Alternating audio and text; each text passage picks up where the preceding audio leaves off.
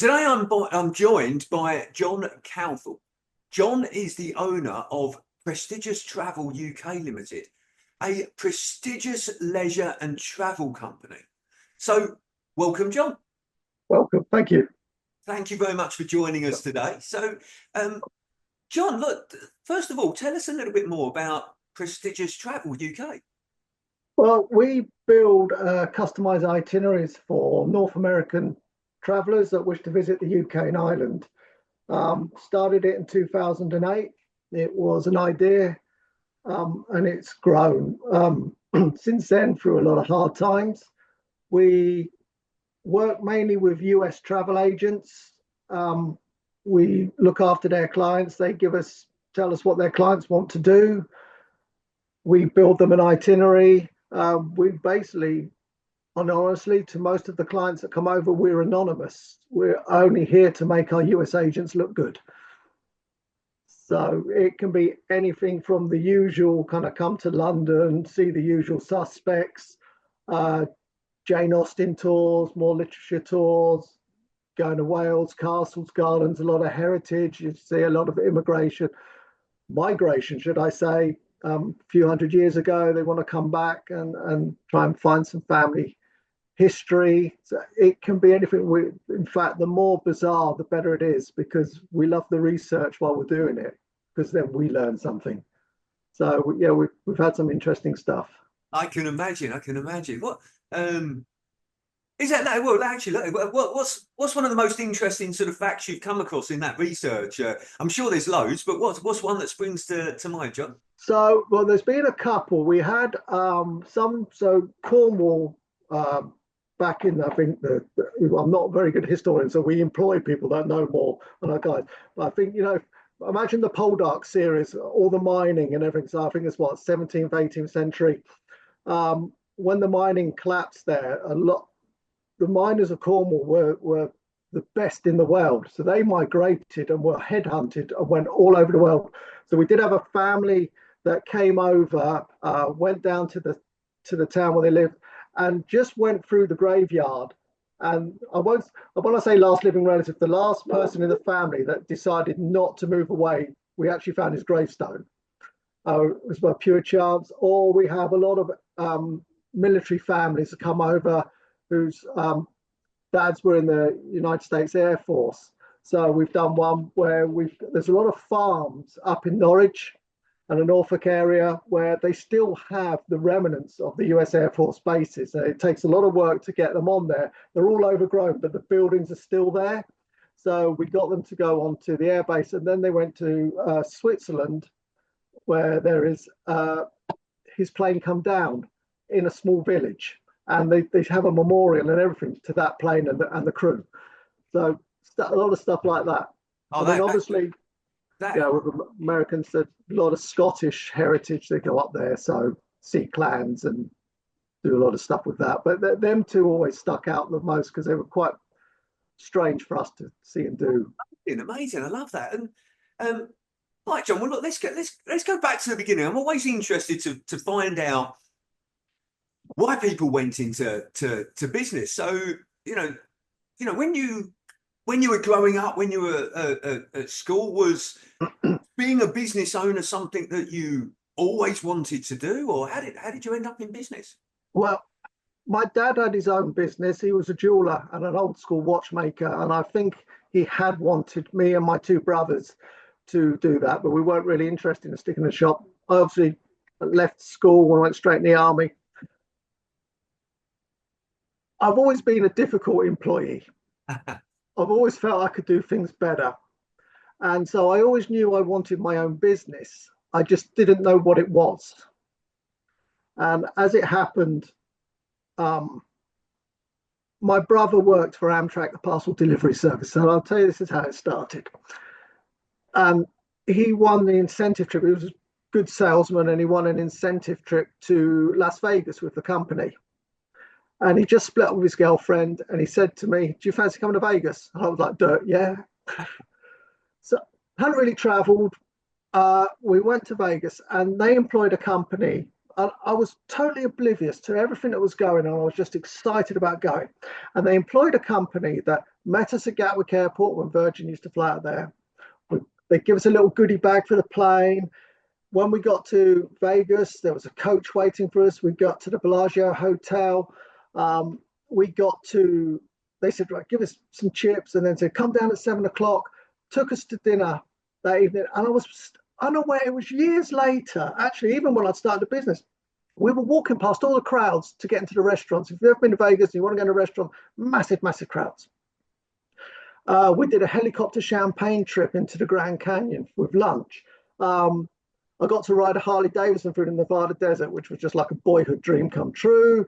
And we did all these things, and I was still really, really oblivious. And it was 4 days. And it wasn't until we were walking out of the hotel, and I thought to myself, I went, there's nothing I could have done better in that 4 days. It was amazing. And I now know what I want to do with my life. And I went home, I'm 36 years old then. I went home and I told my wife, I said, right, I'm going to start this company. And at the time, I was re-educating myself at Canterbury University on a fast track European Business Studies and Management's course. And it started then with an idea and 2 credit cards. No idea of the travel industry. I didn't even know there were companies like me existed. Yeah. I knew absolutely nothing. And while it was going on, I had 2 part-time jobs and trying to make this happen. And it wasn't, I think this was about 2006 when our first idea arrived. And I got my first booking at the end of 2009. I tried a couple of things, and I'd said to my wife, it was like September time, I said, right, if I don't get a booking by Christmas, I promise you, I'll bin it, I'll go and get a proper job. How did that feel, John? Because, you know, like in those years where, you know, you were setting up the business, you were, you know, and you know, well, it sounded like they're roughly, you know, 3 years before you got a booking. How did that feel? Didn't feel anything. I call it unblinkered belief. Okay. I just knew what I wanted. I was already very passionate about the business. Sorry, my dogs have just come in. Okay. I was already very passionate, but still learning. I didn't even like answering the phone. I felt like a fraud. I knew absolutely nothing. Just knew that this is what I want to do. I mean, honestly, my first ideas were terrible. I mean, I'd had a business partner. She lasted 1.5 years, but she didn't want to keep going back. We did a show in New York, a big travel show. You don't get them over here. There's travel shows across America. 30 to 40,000 possible consumers walk through these doors of a weekend, and the whole world is there. You know, and they're all in show. It's an argument I have with some tourism authorities because, as I said, I work with travel agents, but you need to educate the consumer. So when you go to these consumer shows, they're basically a punt. You're just feeding their ideas. So they go to their travel agents and go, oh, we want to go here. So I've done consumer shows, but obviously a lot of travel agents go there. But we went there, which is blown away, racing green blazers and cream trousers, and you know, it just kept going back to America when I could. Like I said, 2 credit cards and an idea and a bankruptcy in the middle of all that. Right. Okay. So you know, like you know, a tough time. So you know, what kept you going? You know, you said there your vision and belief. So I said to my wife, if I didn't get a booking by Christmas, I've been it. And a lady called Donna Bullard booked in November for the following year. Her brother coached Michael Phelps, the swimmer. Anyway, but she's a school teacher, and I got 7 bookings that year, that season. Okay. Not enough to live off by any means. So I still have my other part-time jobs. And I said to her again, the next year, if I don't get 7 bookings or more, I'll get a proper job. And I'm working from our kitchen back then. And I got 10 bookings. And so, and it grew. And after my 10 bookings, I went, right, we're going to dive in. I give up all my jobs. I even rented an office put myself in an environment, because I've always struggled in that. All my school reports will tell you, could do better, easily distracted. And I just took it from there and started talking with agents. But it was still very, very difficult. What do you think changed, John, from going from 0 bookings to 7 bookings? I found a company the second time I went back to America. I was on my own then. We used to be called Prestigious Travel and Events. When I split with the partner, I just called it Prestigious Travel UK. And I met a gentleman called Brian, who was just starting an online platform for travel. So the consumer would go to him or his company and say, right, we would like to come to the UK. And then they would match them with 2 companies and we would pitch. So that made my life easier. And for about 5 years, we were very, very reliant on this business. Mm-hmm. But he was very IT orientated and not so much travel orientated. He didn't fully understand how some clients can be difficult. Yeah. And we had a couple of incidents which were ridiculous, and we parted. But in that same instance, it was a really good thing that we did, because it made me go out and find other business. And also back in 2009, there's something in London called the World Travel Market. So it's a monster show for trade. And I met, in my naivety when I first started, I met a lady called Adele Black, and she runs a company called Affluent Hospitality from New York. And I went to the New York stand, the USA stand, forgetting that they're promoting America. And I went, do you know anybody that sends anybody to the UK? And a lady called Jennifer, who's been a great friend and support to me even when I was starting, introduced me to Adele. And Adele's been in this business for 40 years. And she went, excuse me, she went, honey, you got a lot of enthusiasm. You're going to make it. But right now you've got not an idea. Yeah. And I turned around and walked out. And that's when things turned around. And she now promotes me in the US. Brilliant. I mean, just yesterday, I sent emails out to over 900 agents. So and already... I've picked up a number of things from what you said there, John. You've picked up, you had this clear vision of what you wanted to achieve, where you wanted to get to. You had a passion for it, and you had persistence. You just kept going through those, those tough times and the difficult challenges, which I think is, great. And it sounds like, you're really focused on, or, you have been really focused on building a successful business. If you could wave a magic wand right now and solve one challenge that you have right now, what would it be? Understanding social media. Okay. I found I'm a dinosaur when it comes to this. I think passion, definitely, that never fades. Always take advice on, I don't know. I think my path has been good, because you need to learn. You cannot be successful as soon as you start. Success can be your failure, because you can't deal with demand. Yeah. And so since COVID, so for 15 years, I never knew my worth. I really didn't. I go to some travel events in England, and there are big companies, much bigger than me, and all this bravado that they have, and they can look down on you. But none of them can do what I do so much. They can't give personal service. Personal service is still so important. We here in the UK, we will quite happily book a holiday online, pay for it, and hope that when we get there, that it's there. Yeah. That the room that we booked is the room that we booked, the view, that the transport that we booked to pick us up, it's all real. Mm-hmm. I personally talk with clients. I have, even my agents' clients went over, they have my number. They phone me, they text me, I call them. Everything okay, any problems, any issues. The suppliers that we use, especially the driver guides, they're my eyes and ears when they're looking after them for days. Let me know if there's a thing. Just touches and personal service. And since COVID, we've grown.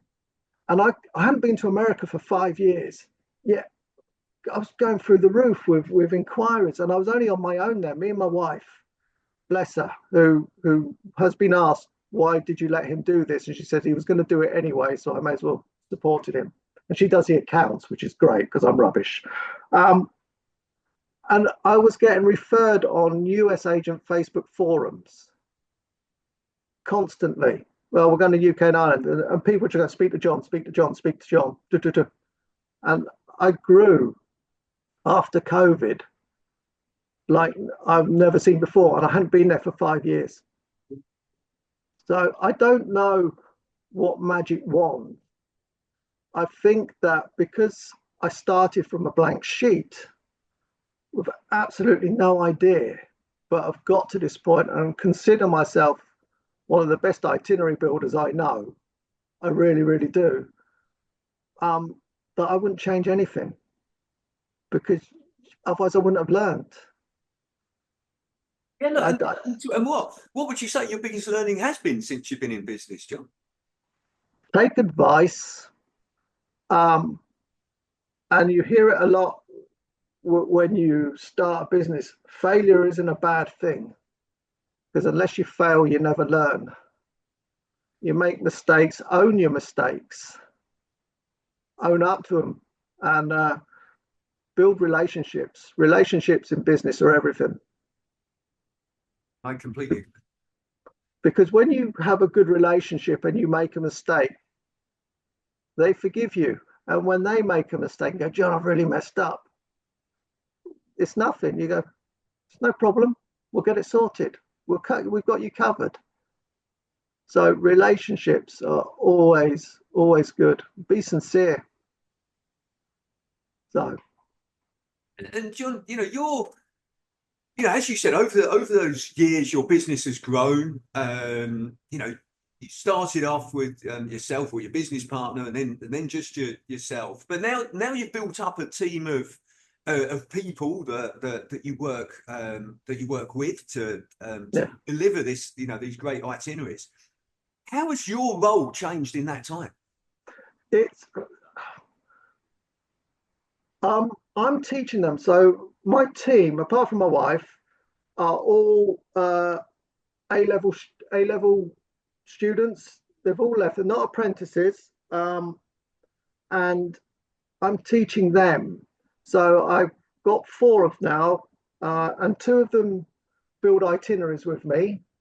So I'm teaching them the itineraries to think how to build an itinerary, how it flows, the days, the hours, everything that goes in, and teaching them.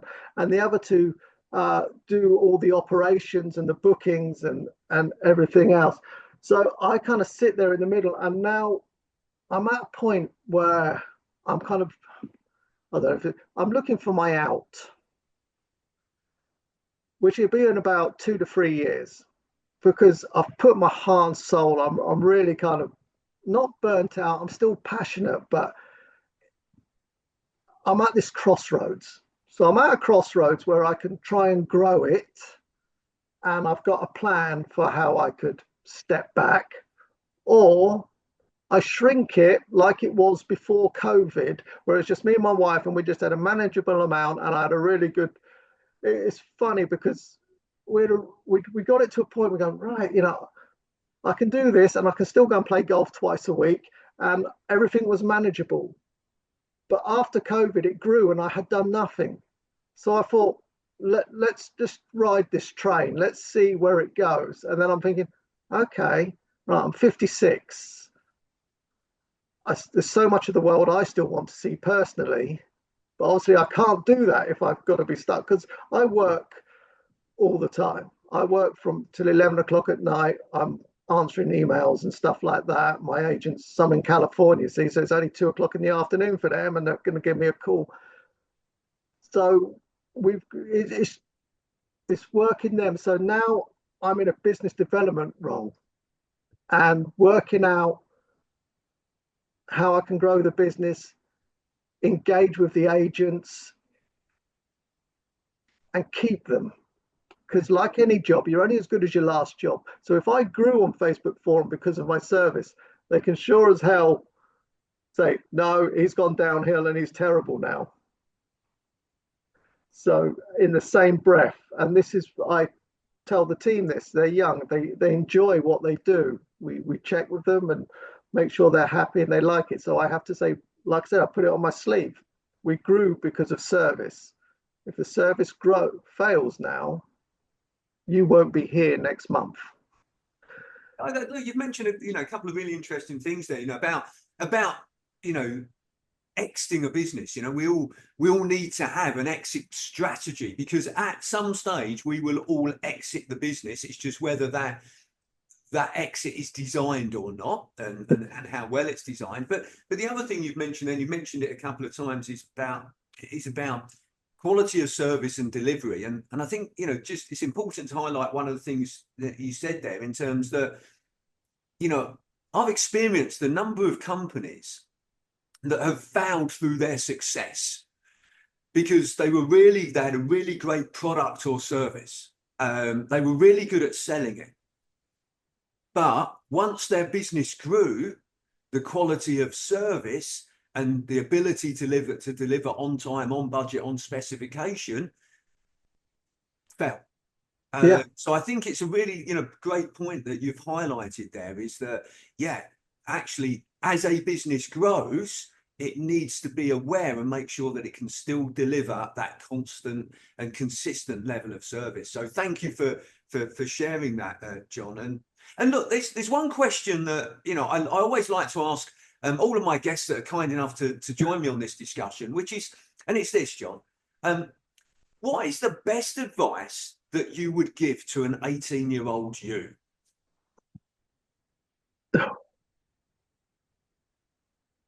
Don't give up. Right. I've discovered that I think that when young adults leave school, they will never know what they want to do. They might have a plan. I want to be a vet. I want to be this. But I think that they will go through several jobs in their 20s, early 30s, until they finally know what they want to do. And it's all them experiences that lead up to the thing they really want to do. I've seen it in myself when I look back at what I did, and other friends and that have come. I mean, obviously, even if you started out as a builder, I want to be a bricklayer. Sooner or later, their expertise grows and their experiences grow till they can do more. Right? I don't just want to lay bricks anymore. I want to build the whole house from top to bottom. But so your life experiences will lead you. So I would say, don't feel pressured into thinking you know what you want to do. Just when you're that young, just take all the experiences you can, and then in 10 years' time, maybe a bit more, you'll actually know what you want to do. Great advice, John. Thank you very much for sharing that. And look, I really appreciate you taking the time to speak with me today. Thank you. Sharing more about your business and also your journey as well. So thank you very much. Thank you.